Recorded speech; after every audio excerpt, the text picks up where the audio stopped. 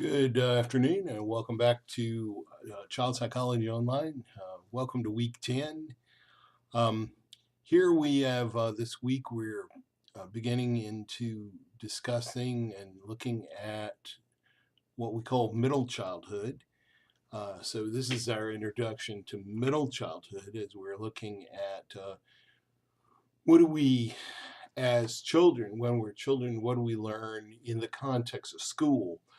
Which is just a wonderful and exciting time where we're really moving out of the house.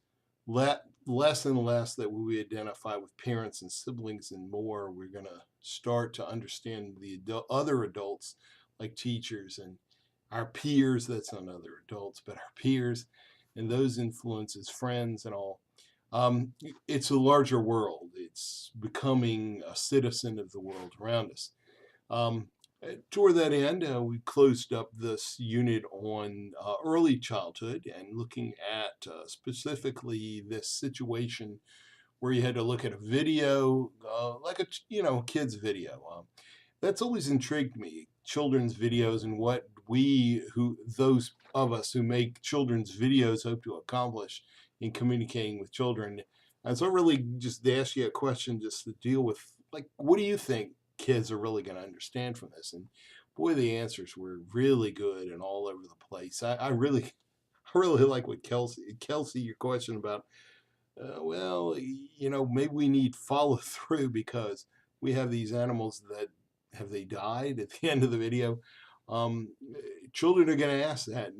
As we know, children notice everything. They may understand very little of it, but they do notice everything. Misha had a question too. Are we really saying that size matters? The big people couldn't do it, so the little people could do it. That's easy enough to get that from the videos. Melanie, yeah, I don't know exactly where you're coming from. I guess I understand though what you're saying is that sometimes children learn the opposite of what we want them to learn from watching videos because the intent of the video may be to communicate that sharing is good and that we need to cooperate. But maybe that's not what children will learn. Maybe children will learn that, like when you want something, you push somebody off the bridge in order to get it. Maya, you had a similar saying. I mean, what you were saying is that children are very good about learning what they see and copying what they see, and so we have to take that into account. Think about that. What do we present to children? I my example is when I see people adults can sort of lose it with their children, they're really angry and then they punish their children. And is that what the children are really learning to do the right thing, or children really learning to, when they get angry, to hit somebody? There is always that question.